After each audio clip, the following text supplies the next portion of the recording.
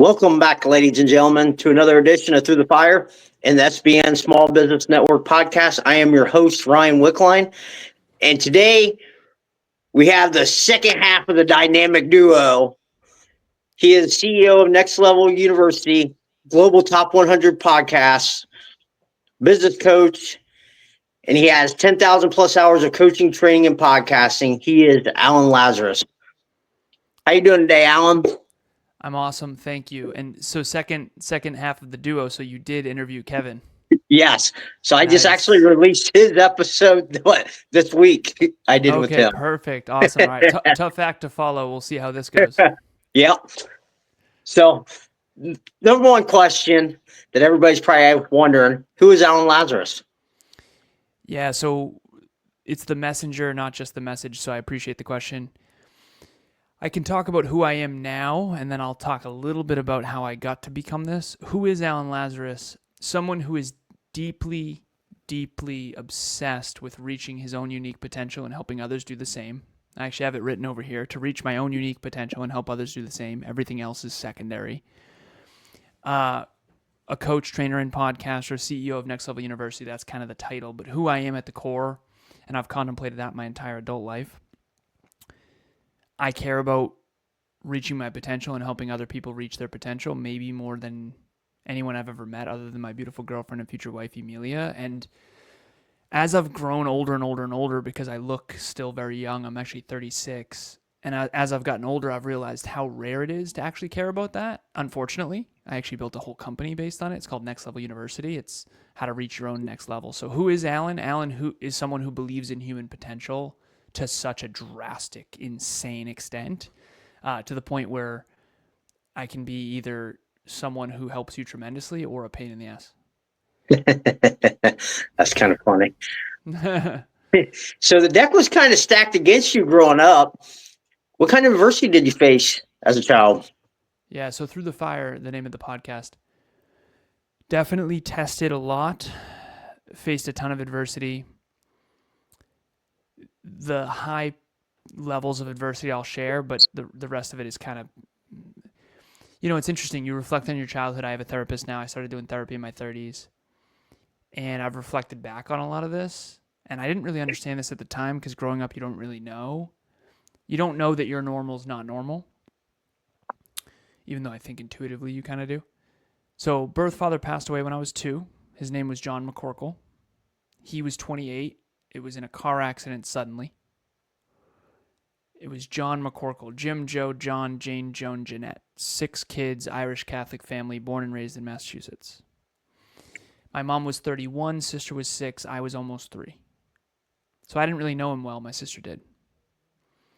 But obviously didn't have a dad, so that was the beginning of adversity. And I saw what that did to my mom and sister, so loss from a very young age. I had a stepfather named Steve Lazaros. Lazaros is a very Greek last name, so anyone who's Greek, they look at me, sort of blonde hair, blue eyes, and they go, Lazaros? And so to my awareness, I'm the only non-Greek Lazaros. But my stepdad, Steve Lazaros, was in my life from age 3 to 14. I playfully refer to this part of my life, and by the way, I want to be respectful. Is there swearing on this show? If you need to, go ahead. If you don't want to, you don't have to. Okay, I'll be respectful, but I didn't know if you had an explicit show or not, so I wanted to ask. That's actually should have been one of my questions before we hit record, since I already threw one swear out there. But anyways, so from 3 to 14, I playfully refer to that part of my life as boats and bullshit. I usually say boats and BS.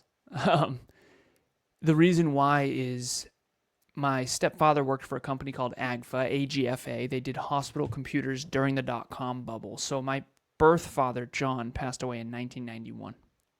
So from 1992 to basically 2003, my stepfather was in my life. And it was the 90s dot-com bubble stuff. So we had snowmobiles, we had a Ducati motorcycle, my mom drove a BMW, we had an apartment building, we had boats and ski trips, and we had a yacht. We grew up on a lake. So from the outside in, things looked really good. And in the 90s in the US, a lot of people had a lot of abundance. It was very economic boom times. And when he left, he took 90% of the income with him. So we went from sort of boats and ski trips and Xbox and Christmas presents to now I get free lunch at school because our income is so low. My mom trades in our BMW for a little Honda Civic. He got the apartment building and the yacht. We got the house and the dog. We weren't going to starve by any means, but we didn't have cable after that. It was, I hope I get into college, but even if I do get in, I can't go because we can't afford it. My dream college was WPI, Worcester Polytechnic Institute. It's a mini MIT engineering school, very prestigious school, and it was $50,000 a year back then. So when my stepdad left, that year was the hardest year of my life in hindsight. Same year, sister moves out with her older boyfriend. Same year, my mom gets in a fight with my aunt Sandy, her sister, and we get ostracized from that side of the family. So to this day, I've never seen or spoken to a single human being from my stepfather's side. To this day, I've seen or spoken to 2 human beings from my entire mother's side since that 14-year-old. And we didn't associate much with the McCorkles anymore because we were the Lazaroses, right? So we kind of reassociated with the McCorkles after that, but it was kind of seeing the ghost of Christmas past because I looked just like my dad. So it was never really the same. And I don't spend a lot of time with them anymore either. So in a weird way, I kind of lost 3 families by the time I'm 14 years old. Abandonment issues. Now, there's 2 trauma responses I had, and none of this was conscious. I was a kid. In hindsight, it's obvious. So there's fight, flight, freeze, and fawn. Fight and flight is the one most people know. Freeze is disassociate, do nothing. And fawn is appease. That's the one I chose. So socially, I became this sort of chameleon coward, be whatever I need to be for friends and family. But behind the scenes, when no one was around, it was fight. It was aim higher, work harder, get smarter. Aim higher, work harder, get smarter. Aim higher, work harder, get smarter. I became this sort of prove yourself super achiever guy. And the reason why was I looked into the future. Okay, no dad, no trust fund, no generational wealth. We are screwed. And so I did what I knew how to do, which was, okay, I'm gonna crush it. So I got straight A's through all of high school. I got the President's Award behind me, signed by George W. Bush, where it's the Academic Excellence President's Award. You basically get straight A's for all 4 report cards every year, 16 report cards straight through all of high school. I got a 95 or above GPA. I got 189 in honors English. Luckily, it was an honors class. I was a big math and science guy. I never took honors English after that. But straight A's through high school, other than that 89. Got into WPI, got all the scholarships and financial aid that I could, all the awards, and became a computer engineer, master's in business, and then it was off to the races. So I did the traditional path. I did the kindergarten, preschool, kindergarten, elementary school, middle school, high school, college, corporate. And I was broke through high school and college. So when I got into corporate, I had my computer engineering degree and my master's in business at that point. So then it was 2012 computer engineering degree, bachelor's, master's in 2013. And the economy was coming back in a big way after 2008. And I just crushed it. It was all tech company. Lens Americas, Oz Development, iRobots, Sensata Technologies. A company called Cognex is what I ended up on. Inside sales engineer, outside sales engineer. I had Vermont, Connecticut, Western Massachusetts was my territory. Big companies like Frito-Lay and General Electric. I sold industrial automation equipment into these facilities. I did very well. I went from 65 a year to 85 a year, 85 to 105, 105 to 125. 125, I peaked at 180. So as a global 1% earner in my early 20s, paid off 84 grand worth of college debt in a single year, had $150,000 in a Vanguard account growing like crazy because I picked tech companies that I thought would win. I've always felt pretty competent in that regard as a techie. And then I got in my car accident. That was 10 years ago. I'm 36 now. I was 26 at the time. Head-on collision, my fault, crossed the double yellows. And fortunately, no one was killed. No one was permanently injured. We definitely rattled. It was not a fender bender. It was head-on collision at like 30 miles an hour with both cars. Fortunately, I was driving a 2004 Volkswagen Passat that I bought in $5,000 cash because I was used to being broke, so I just had really low expenses. $500 for rent, lived with my girlfriend at the time named Courtney on a lake, bought this car for $5,000 cash, just invested all my money because I didn't need much. After my stepdad left, I didn't need much. Fortunately, that car saved my life. Safest car ever. I used to call it the tank. German engineered steel trap of a car. The whole front end was smashed in, but the frame stayed. Both airbags deployed. So physically we were okay, but mentally, emotionally, and spiritually, this is the second chance my dad never got.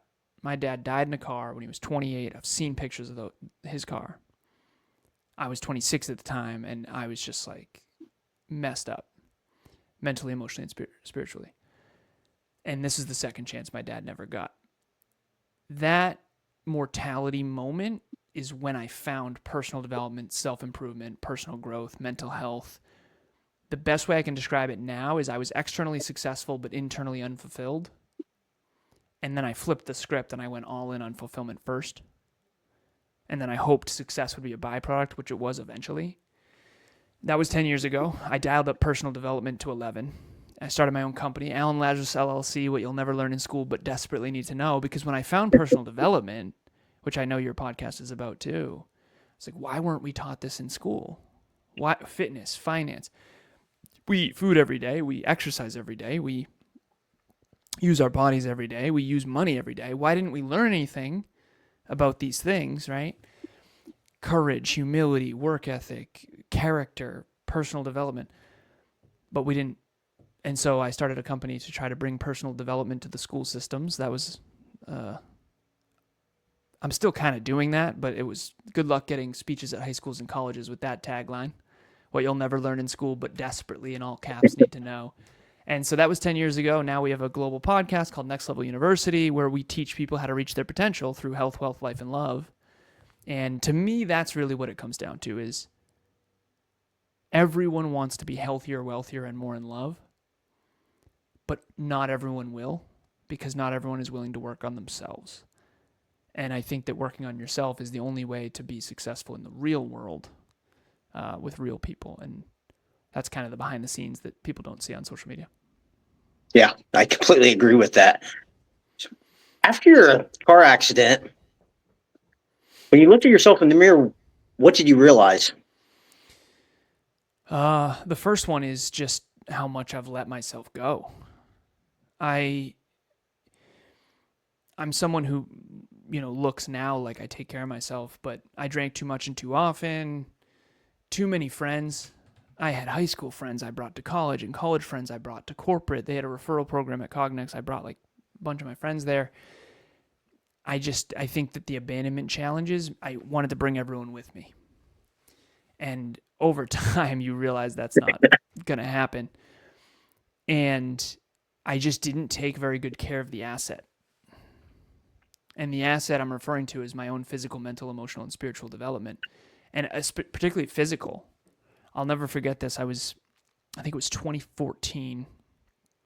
The Superman movie with Henry Cavill came out. And there's a scene in that film. I went and saw it in IMAX. And I was drinking at the time. I had Captain Morgan and Mountain Dew in a cup, big gulp cup. And I was with one of my buddies from college. And I was very successful. I was working at corporate at that point. So was he. But I was very unhealthy. And I remember the scene, if anyone's ever seen the movie, Henry Cavill is in great shape in that film. And he gets out of the water at a lake, and he's just jacked. And I remember I went into the bathroom, and I cried looking in the mirror. I poured out the cup of alcohol and Mountain Dew and Captain Morgan, and it was my moment of, okay, it's time to get in the fucking gym. It's time to take care of yourself, right? And so that was one moment for me where I started to really reevaluate myself. And I think I actually thought when I became a better man, this is how naive I was. I actually thought when I worked on myself and became in better shape, happier, healthier, wealthier, more productive, I thought people would like me more. That is wildly not the case. Yeah. Not at all. But what I will say is the thing that was very obvious to me is I just didn't take care of the asset. My physical fitness and my physical health, I was 160 pounds, skinny fat, drank too much and too often. And after that, I became a fitness coach, fitness model, fitness competitor, 43 photo shoots, 3 fitness competitions. One of them, the trophies are actually back here. One of them I won my class and the overall. And it was a dream of mine to become, a fitness model. And I was able to do it. Not a lot of engineers are able to, do that. And it was awesome for me. No one else gave a shit, but I loved it. And that's really more after the car accident. I just looked in the mirror more accurately, and it was all the humble pie I needed. So to answer your question in a more practical way for everybody listening, I have these circles of the ego. I call it 3 circles of the ego. And the ego is known as your psychological immune system. It's basically like when you're watching Netflix, you're watching these characters go through all this stuff, but there's no reflection on self. Whereas if I were to coach you, I would have to share uncomfortable truths with you of like, hey, why aren't you exercising? Not you, but metaphorically you. And no one likes to, we get stuck in shame. Everyone wants to be healthier, wealthier, and more in love, but very few people want to do the work to actually do it. And then we get stuck in this shame loop where I'm not exercising and I feel ashamed of it, so I'm going to avoid it. And then I'm going to feel even more shame about it, so I'm going to avoid it even more. And you get stuck in this sort of doom loop. And that's what I was in, drinking too much too often, not exercising. So the 3 circles of the ego, the outer circle is what you want others to believe about you. That's what we see on social media. The next layer in is what you want to believe about you, the lies you tell yourself about yourself. And then the inner circle is who you really are. So the outer circle is who you want others to believe you are. The next layer in is who you want to believe you are. And then the inner circle is who you really are. And I think those circles all collapsed after my car accident. And all the bull was gone after that. The bullshit story I told myself about myself was gone. And when you face mortality, you also, the ego collapses on itself. And after that, you have an opportunity to build your future on that rock bottom moment. That can be the new foundation for your future. And that's a universal thing from what I've seen, coaching, training, podcasting, 10,000 hours, like you mentioned. I wanted you to mention that because I don't want people to think I'm just talking. After 10,000 hours of coaching, training, and podcasting with people all over the world, similar to yourself, you realize these patterns. All different cultures, all different countries, all different ethnicities, male and female, all different walks of life, all different careers. You realize, okay, so humility is something that you either work on intentionally or life comes and humbles you. And the car accident humbled me to such a drastic extent that I was able to rebuild myself because those circles of the ego collapsed. And my new sort of goal in life is to make sure that those 3 circles stay the same. So who I want others to believe I am, who I want to believe I am, and who I really am, I want those to be the same. I don't want to be different in real life as I am on this podcast. I don't want to put on a show. I used to pretend I was happy when I wasn't, and be everything for everybody and nothing for myself. And so I just don't want to do that anymore. And I think I did enough of that for 12 lifetimes. And so after 26, I made that promise to myself that I would never ever again be full of shit to any circumstance for anyone. And I've spent my entire last 10 years trying to make sure that I see myself, others, and the world as accurately as humanly possible. Nice. I love how you touched on that, how the rock bottom moment broke your ego. Like almost everybody I've been around who's made drastic changes in their life hit that rock bottom moment where they were like, man, maybe I'm not as good as what I thought I was. And hey, maybe I need to make changes. Yeah, same. So what led you to start podcasting? Well, so that's actually, I had a coach. His name was Alex. I'll keep his, just 2 first names only. We went to a Brendan Burchard event. Brendan Burchard wrote the book High Performance Habits. We went to High Performance Academy, and then we went to Influencer was the next year. So this was 2018, 2019. And no, it was 2017, 2018. Yeah. Pre-COVID.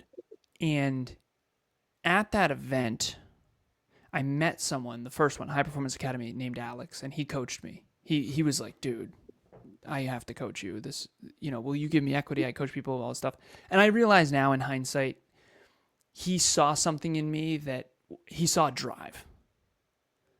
There's a lot of things you can say about Alan Lazaros, but just the drive. I have a lot of drive. And he saw something, and he coached me for free.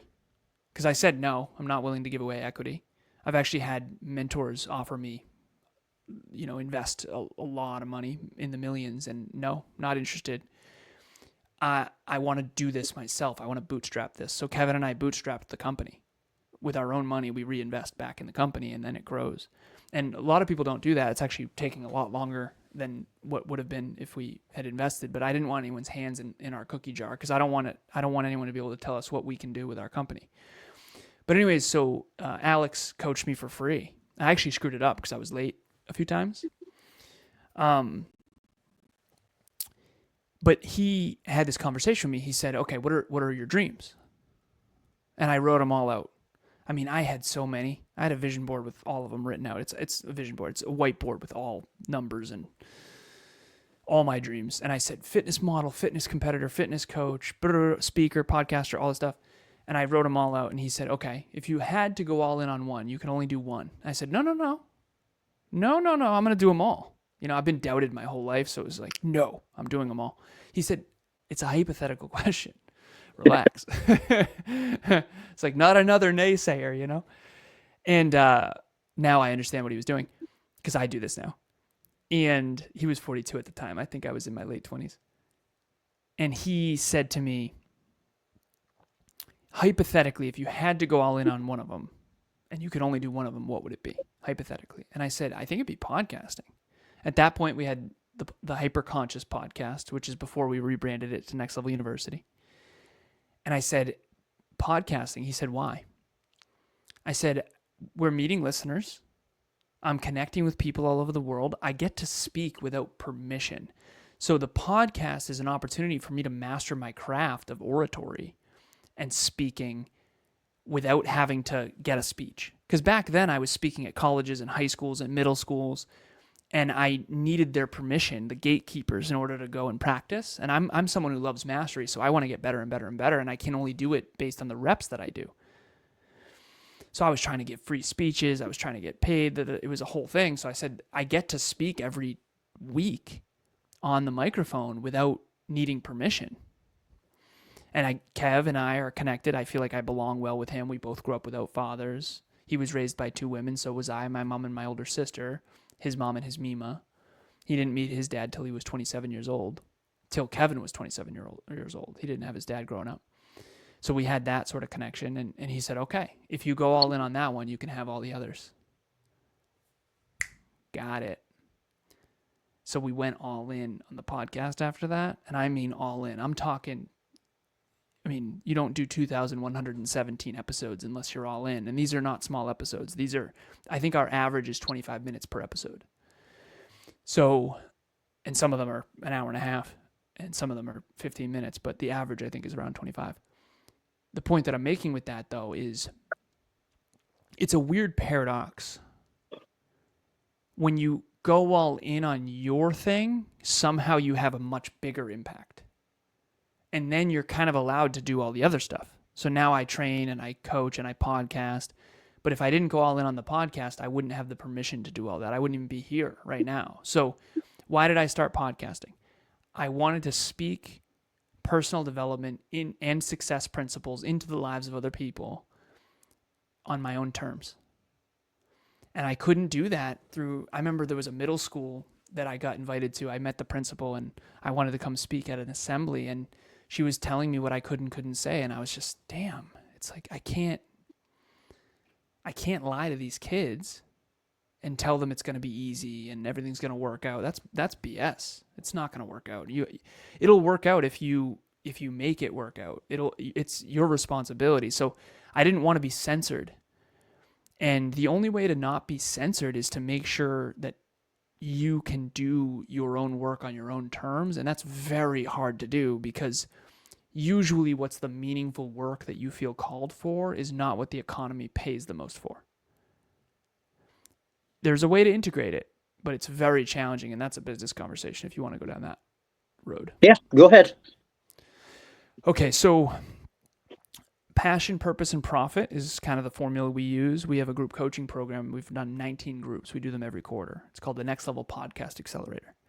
And it's level up yourself, level up your podcast, level up your business, and it's super affordable. Group of 10 people, 12-week program, killing it. But we actually are launching on Tuesday, our next group 19. There's still a couple spots, by the way, if you're interested. I don't know if Kevin's told you. Yeah, he's already talked to me. Okay, nice, awesome. But anyways, so in this program, we talk about passion, purpose, and profit. Passion is your obsession. So I'm obsessed with basketball, love it, but I'm not going to be in the NBA.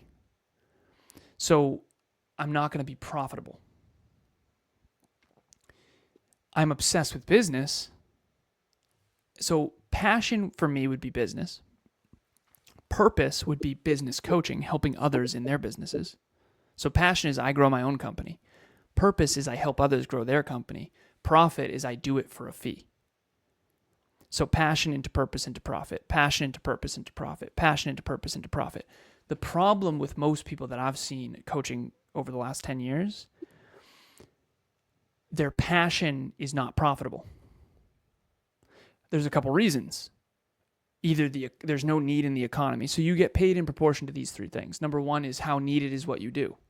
I always say don't sell horses when the car's invented. People get offended. It's like, no, it's a metaphor. I know you love horses. That's not. It's a metaphor. So how needed is what you do in the economy. Number two is how good are you at it compared to others on the statistical bell curve. And then how difficult would it be to replace you?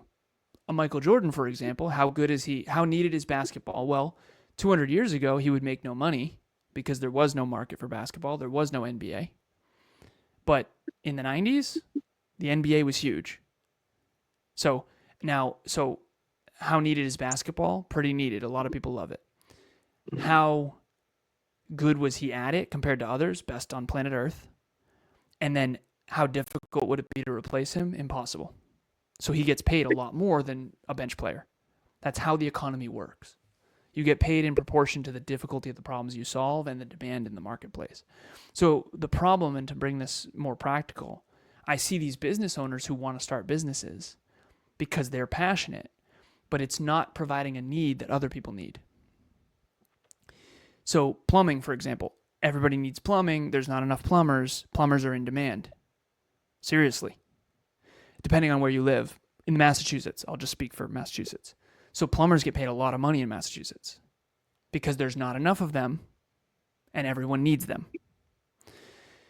But no one's passionate about plumbing. I don't want to say no one, but you're not. I'm not. So what the economy pays most for is very rarely the most meaningful work. So podcasting, for example, is very meaningful, but it's very hard to make money doing it unless you're going to do something indirectly that makes really good money and attach it to the podcast. And that's a whole nother conversation. But ultimately, what I've found is most people are either externally successful in the economy or internally fulfilled, because usually the most meaningful work that's in alignment with your passion and your purpose is not profitable. And the most profitable work isn't in alignment with your passion and your purpose. And that's why we all have to find a way to sort of integrate those three. Yeah. You talk about fulfillment and happiness. What's the difference? Yeah, so I think happiness is kind of this weird, esoteric thing, the pursuit of happiness. Are you happy? And people are like, well, I think so. So if I were to ask someone, are you happy? Yeah. Happier than yesterday. Not as happy as tomorrow. How happy? 0 to 10. It's this weird thing that none of us really know. Are you happier? Is this the happiest you've ever been? You know what I mean? It's just a bad metric. It's just a terrible metric. I'm big on measuring things. I always joke. I say, if you're Michael Phelps's coach, you're not just going to say, hey, just jump in the pool and swim around. There has to be metrics. There's something to measure.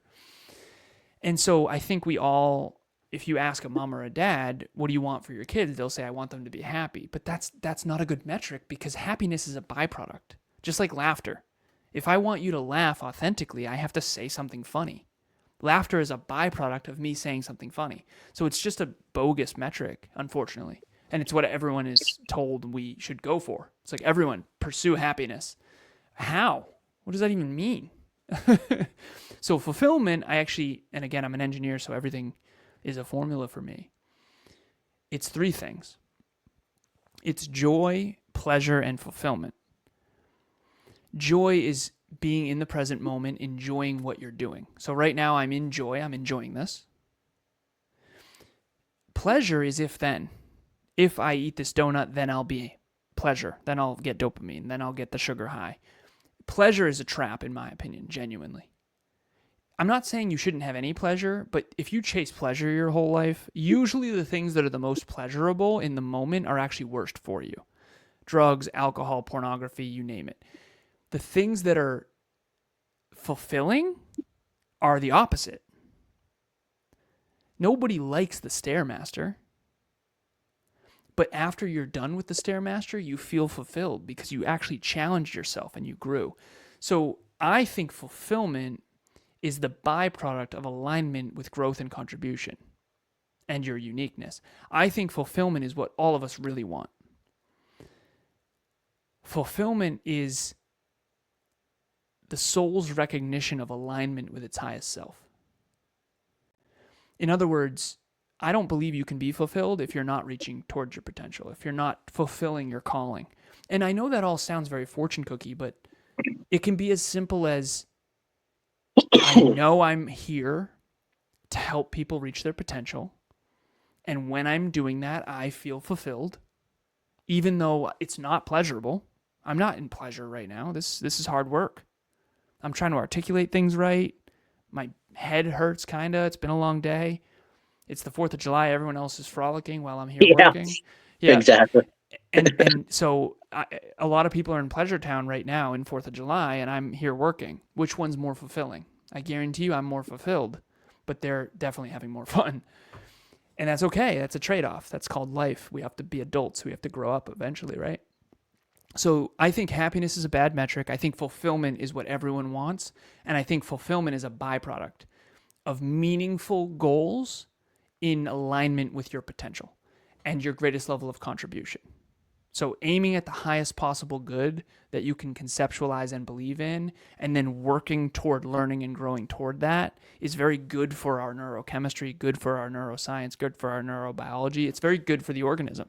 We all met someone who retired early and then started to wither away. My grandmother, when my grandfather died, I watched her start to wither away because she had so much less purpose. That was really hard. She died at 94. And when we went to see her the last time before she died, she thought I was my mother's husband.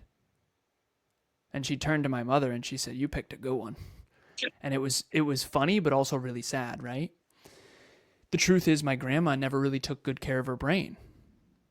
She got Alzheimer's and she was not intellectually stimulated. Her body, she swam every day. She worked her body every day. She swam every day. She was unbelievably fit. But she didn't work on her brain. She was not intellectually stimulated. And so if you don't use it, you do lose it. And fulfillment is a byproduct of climbing meaningful mountains that get higher as you climb them. There is no end state. People always say it's about the journey. Listen, the journey is dictated by the destination you choose in advance. That's why goals are so important. That's why I'm such an advocate for them. Because when you don't have goals, you're just wandering around aimless, you're unfulfilled, and then pretending to be happy. And I've been there. I'm not judging. I had my wandering. Not all those who wander are lost. That's crap. All those who wander are lost, including me. And I used to wander and then pretend it was awesome, when in reality I was deeply unfulfilled. So again, these are not popular opinions, but they are what I believe to be scientifically accurate. Yeah, I completely agree with you because I went through that wandering process too. And now when I work with people like athletes and stuff, and a lot of them kids, they're like, can't even tell me what they want. I'm like, well, how am I supposed to help you if you don't even know what you want yourself? Like, we'll just be wandering around because I can't help you get there. Exactly. If you can't hit a target you don't have, right? It's like we're shooting an arrow up in the air, hoping it lands someplace nice. I always said, what if it lands in pig shit? 10 years from now, we're all going to arrive. The only question is where. Either a well-designed location that's going to be magnificent in alignment with your purpose and your calling, or an undesigned location that you didn't think about at all. I was on with a client earlier today.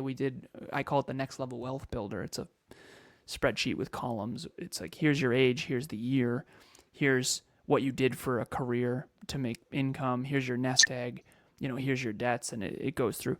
And it shows you future projections of what's possible for you. If you work hard and you stay consistent, it's unbelievable. And now there's actually a downside to being lazy. Like a lot of people, Kev always said, you're so disciplined. No, I'm not, dude. I'm more aware of the downside of not being disciplined. Because I was a math thinker, so I know how much money we're losing when I'm not consistent. I know the impact that we're losing by not being consistent. I know how much less my brain will become. I know how much less my body will be when I don't exercise. And I think that a lot of people get to the end of their life and they go, oh shit, I didn't put it all on the court. And when I was 26 and I got in my car accident, I had the same feeling. That was a deep regret of I didn't do all I could with all I had. And I promised myself I would never make that mistake again. Wow. I love how you just said that. Like, I made that promise to myself. Like, and you actually held yourself accountable. How much it was accountability? Like, did that lead you to where you are now? Accountability and responsibility. Again, I'm not done and I'm not about arriving, so I don't want to talk from some mountaintop. I'm only 36. I'm a striver, not an arriver. I think some people, they come on podcasts and they talk as if they have arrived. I'm not about that. I'm at the very beginning still. Like I'm a striver. I'm going to keep striving. I feel like I'm barely scratching my true potential. That said, statistically speaking, I'm also very grateful to have gotten to where we've gotten to. We're very, very, very successful, and I'm very fulfilled. The most fulfilled I've ever been, and the most successful I've ever been, which I could not say in the early days of business. I was way more successful in corporate than I was in business for many years there, which was really scary, to be honest with you. I don't know if scary is the right term. It sucked. I would say it sucked. But that said, because I'm grateful for where I've gotten, what percentage of it is accountability? Personal accountability is a big part of it, for sure. Big. Personal responsibility. I'm responsible for my future. No one else is going to come save me. No one else cares if I exercise every day. As a matter of fact, they would like me more if I didn't. I have an exercise streak going on right now. And I'm even reluctant to share it, to be honest, because it just makes people hate me. No, I'm being playful. It's just, so Emilia and I, we've exercised every day since March 1st of 2022. Wow. It's 2,121 days ago. I'm sorry, 1,121 days ago. Yeah, I got that confused with the podcast episode. We have it on the whiteboard. I update it every day. Now, it's only 30 minutes a day, and then it was 35, and then it was 40, and then it was 45, so we did 45. We still have to walk a little more later. Walking counts, jogging counts, weight training counts, swimming counts. It's 30 minutes minimum of intentional movement, and that's where it started, and now it's 45. We're actually trying to bump it to an hour this year, but that's been tough. But no one cares. That's one thing I will say, and this has been kind of depressing, to be honest. Nobody cares if I exercise. Nobody cares. As a matter of fact, I think in some ways my social life would be better if I didn't. Dude, I had a way better social life when I didn't exercise and when I drank. I've been sober for 6 years. I haven't had a drop of alcohol for 6 years. Dude, my social life was way better back when I drank. My social life was way better back when I didn't exercise every day. My social life was way better back when I didn't work on myself every day. So one thing I will share with everybody, if you want to reach your potential, it will be wildly lonely.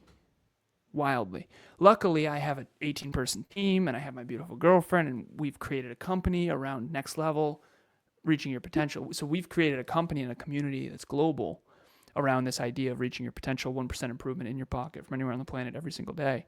So I'm less lonely than I would be otherwise. But those early days after the car accident, they were just atrociously bad. Yeah, they were deeply lonely. It was not good. I got made fun of. All my friends, oh, you're a bodybuilder now? You're a Yeah. podcaster now? Well, no one says that shit anymore, So, yes, I am.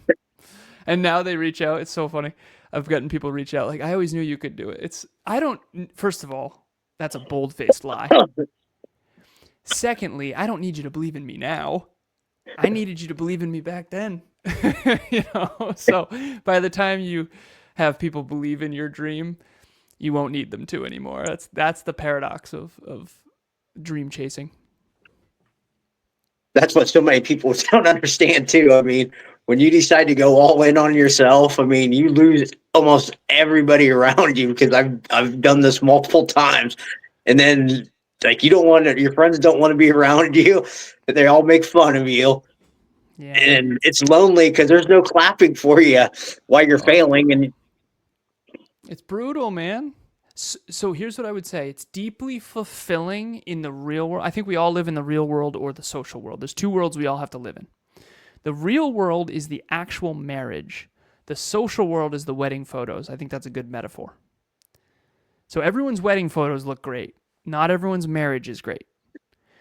Work harder on the marriage than you do the photos.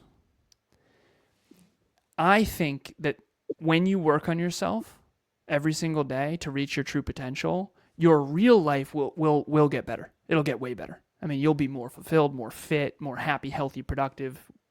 It's unbelievable. It's the best. But your social world will be atrociously bad. It's going to be terrible. And I think most people are optimizing for the social world, not the real world. And that's why most people's Instagram looks a lot better than their real life. We have a podcast called the Conscious Couples Podcast, my beautiful girlfriend and I, future wife. And I was interviewed with her. We have a studio in her office. And it's a nice studio.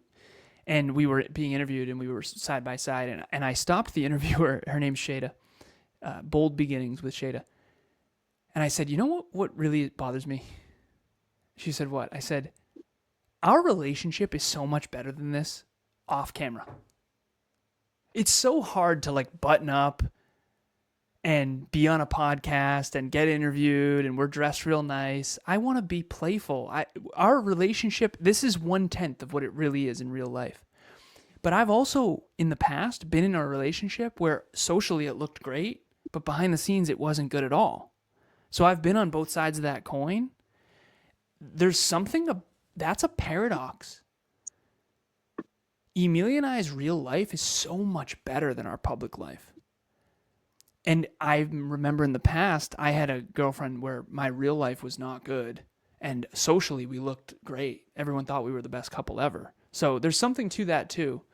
Do you want the bottom of the iceberg to be great in real life? Or do you want the top to look real pretty? Do you want the inside of the house to be nice? Or do you want it to look real nice, from the outside? And I think most people unfortunately are doing the other. And I've been guilty of that too, for sure. yeah. What are your short-term and long-term goals? How long do you have? I'm kidding. So there's a great book called The Art of Impossible by a man named Stephen Kotler. We interviewed him, I think episode 600 something. It's behind me. So The Art of Impossible right here. I'm not paid to sell this book. This is just, I think it's a great book. He talks about these 3 levels of goals. And I had my own frame of this prior to reading the book. Kev came to me and he was like, dude, I don't understand. This book just came out. This back in 2019. How did we already implement everything in this book? I said, brother, I've been studying peak performance my entire life. Like, of course we implemented it. But he understands that now. So the thing, picture a pyramid with 3 levels of goals, and I'll answer your question. The top is massively transformational purpose, is what he calls it. He calls it an MTP. I call it a purpose statement or a dream statement. So all my clients track metrics and habits, and they all have a dream statement. I'll give you mine. Mine's a little bit what most people would consider insane. But hey, whatever. I got to lean into it. Mine is to build the most positively impactful and successful personal development company in history. So that's one sentence that is 10 years plus out. That's an infinite game. If you've ever studied game theory, there's infinite and finite games. So infinite game is a game that I'll use this. So a finite game would be one chess match. You and I playing chess. Me becoming the best chess player I can be is an infinite game. So that one finite game leads to the infinite game. That's what the massively transformational purpose is. It's a mountain that gets higher as you climb it. You don't just arrive. There is no arrival. So my dream statement is to build the most positively impactful and successful personal development company in history. Okay, so that's the top of the pyramid, top third. Next is what he calls high hard goals. So for him in the book, he says to change as many lives as possible with my writing. That's his MTP. And then high hard goal is his next novel. And then clear goals is the bottom, which is write 5 paragraphs today. And how the clear goals daily lead to the high hard goals leads to the massively transformational purpose. So when you ask me what my goals are, it's a really complicated question because I break it down into dreams, goals, priorities, metrics, habits, skills, and identity. And every team member, every client, they all have the same framework that I take everyone through. So my goals right now for Q3 are, like I could pull them up. It's a certain number of coaching, training, and podcast sessions. Let me pull it up for you. I just reset them because Q3 just started 4 days ago. So for me, goal 1 for Q3 is 350 coaching sessions. Goal 2 is 75 trainings. And goal 3 is 200 podcasts. So this would count as 1 toward that goal. Those are process goals. Most people set results goals. So we're doing a 10-pound and 10-week challenge right now. Ends on August 7th. We have a little fitness group with 43 people in it. They're on fire. It's been good. But then so daily goals lead to weekly goals lead to monthly goals lead to quarterly goals lead to yearly goals lead to decade goals leads to life goals. And to me, you need all of them. So I can't really answer well. And then there's different types of goals. There's philanthropic goals, there's results goals, there's process goals, there's identity goals, there's growth goals. So it's really esoteric. But basically, every department, we have 17 departments right now. We have 18 team members. Every department has its own goals and its own priorities. And every person has its own goals and its own priorities. And if you ever want to, we can sit down. We'll do a free session. I can take you through. But It's very hard to answer on a podcast. Yeah. So that's my crazy esoteric answer. Hey, I completely agree about having big goals. Like I've always been taught that if people aren't laughing at your goals, they're just not big enough.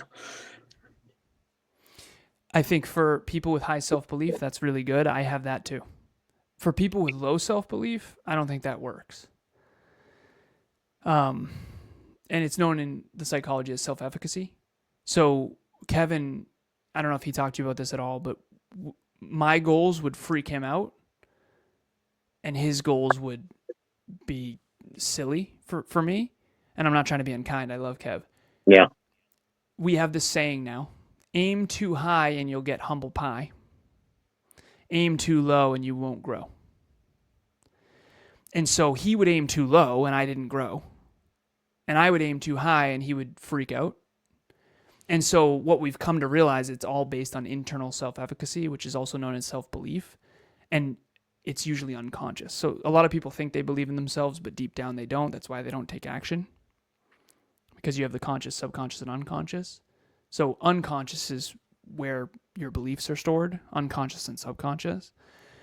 And so what you say and think is the conscious, what you feel and believe is the subconscious, and then the unconscious is what you do. So if those aren't all in alignment, you're not going to take action. You know those people that are very pie in the sky, but they never take action? Those are people who think they have high self-belief, but deep down they don't. And then there's some people who deep down have tons of belief, but they think they don't. It's interesting. And I always say this to people. Think of someone who comes off super confident, level 10 confident. And then I say, why would someone with level 10 confidence have level 2 goals? And they go, oh, I say, it's not real. It's all ego. Right? And then there's some people who seem very mousy and not confident at all, and they have these huge goals that they achieve. Yeah. Right? And so, yeah, it totally depends. But I'm with you. Aim as high as possible. I mean, aim for the top, but that doesn't work for people who have low self-efficacy, and I just want to make sure I'm empathetic to that. Yeah. How can people get a hold of you? So this is what I've started saying, and thank you for asking. Thank you for having me. I think everyone needs to find their absolutely people and their absolutely not people. I used to think everyone was for everything and everyone was for everyone, and I don't believe that anymore. That was very naive.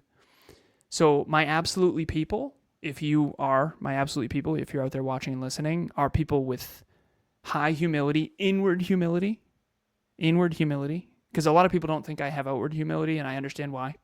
But inward humility is reading the books, doing the hard work, right? Inward humility. Number 2 is work ethic. If you don't have work ethic, you're just going to hate me. Don't reach out. And then the third is you want to reach your potential. So if you have high inward humility, high work ethic, and you want to reach your potential, nextleveluniverse.com, Next Level University podcast. I have a podcast called Business Growth University that talks about how to reach your potential in life and business. I'm 8 episodes in for that, and it's for business owners. So please reach out. If you are someone out there who wants big rewards for minimal effort, you and I are not going to get along. I'm going to be a pain in your ass. Do not reach out under any circumstances. It's going to be a waste of my time and yours. I love the brutal honesty, though. Thank you, brother. Final question. What is one piece of advice you'd like to leave our listeners with about overcoming adversity? If you have low self-efficacy, unfortunately, based on the psychology and neuroscience and what I've researched, you actually will not turn your pain into power. I only shared with you a very small amount of my adversity. I have what's referred to as a very high ACE score, adverse childhood experiences. And I finally mustered the courage to ask my therapist, her name's Carol, and this was after I knew she'd worked with me long enough to know. And I said, 0 to 10, if 10 is the most adversity you've ever seen, the highest trauma you've ever seen, and 0 is the lowest you've ever seen, where am I? And I could tell she didn't want to answer. And I already knew the freaking answer on the soul level, right? She said, Alan, I'm reluctant to share this. I want to lie to you, but I can't. And she had been a therapist for a long time, so I know her sample set is large. She said, it's the highest I've ever seen. Due to the chronic nature of it, I mean, it's the highest I've ever seen by far. And that was a life-changing day for me. I cried. I walked down the stairs, bawling my eyes out. And I already knew anyway, but for me, hearing it from someone who I knew, instead of just knowing it in me, I got validation. And it was like, okay. And from that moment to now, it's been different. I don't know how to explain it. It's almost like, okay, whoa. So I turned I really was able to turn my pain into power. I was really able to turn adversity into my advantage. But then I researched this and I realized that not everyone does that. As a matter of fact, ACE score, adverse childhood experiences, statistically speaking, leads to early mortality. So I'm very grateful that I survived my car accident because statistically speaking, people with high ACE score rarely live long lives. So what I would leave the listeners with about walking through the fire, overcoming adversity is if you don't believe in yourself, your adversity is going to be just adversity. Why would someone who doesn't believe in themselves build a bigger, better, brighter future as a byproduct of adversity? Of course, you're going to escape into the bottle or escape into drugs or escape into food or whatever vice, if you don't believe in your ability to build a bigger, better, brighter future, when adversity strikes, it's just going to be pain. And instead of turning that pain into power and becoming stronger, like I was fortunately able to do, not always, but a lot of the time. So that's what I would say is build self-belief. You can build it. There's a formula: state, prove, self-assign. I stated I want to get straight A's in high school. I want to get the President's Award. I proved to myself I could do it, and then I assigned it once I did it. I never, and this is something that a lot of people don't do, they're stumbling upon success and then not self-assigning it. You have to make it premeditated. You have to say, I'm going to do X, and then go do X, and then actually self-assign it. I'm going to go to the gym tomorrow, keep the promise to yourself, and then self-assign it. If you had a friend who broke as many promises to you as you have broken to yourself, how much would you value that friendship? So we don't have self-worth and self-belief because you don't believe in your friends that always let you down. You don't believe in yourself because you always let you down. But you have to have the courage to make those promises. You have to set those goals and actually hit them. Set the goals and hit them. Because otherwise you're just going to, your unconscious and subconscious knows you're full of shit. And you got to break that cycle. And I just need, that's what I would say is self-belief is the most important thing. Then I would say after that would be humility. And after that, it would be your peer group. But number one, by far, is self-belief. You got to believe in yourself. And that has to be built authentically. You can't manufacture it. It has to be built from within. I love it. Well, Alan, I appreciate you coming on here. It was great talking with you. Thanks for all your insight. Ryan, I appreciate you, man. Thank you for having me. It's an honor. Reach out anytime. I'll do a round 2 anytime you want. And let us know about group coaching, my friend. All right. Well, guys, that's all the time we have here today. Remember, the only way to get what you want is go through the fire.